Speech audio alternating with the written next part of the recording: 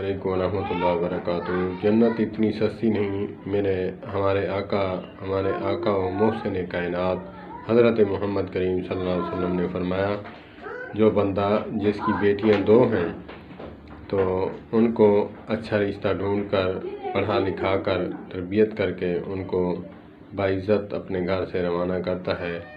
जैसे दो उंगलियां मेरी बना के बताई, दो उंगलियां जैसे इकट्ठी हैं, दो उंगलियां जैसे ये इकट्ठी हैं मेरे साथ, ऐसे जन्नत में इकट्ठा होगा।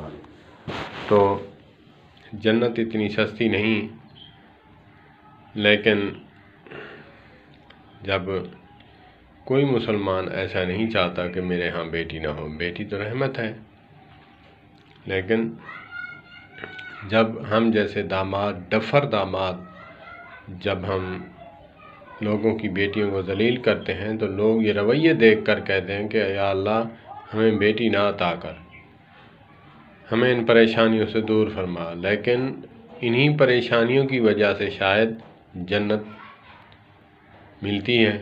अल्लाह पाक बेटी वालों को जो है मज़ीद सब्र अता फरमाए और बेटों वालों को भी अक़ल सलीम अता फरमाए। किसी को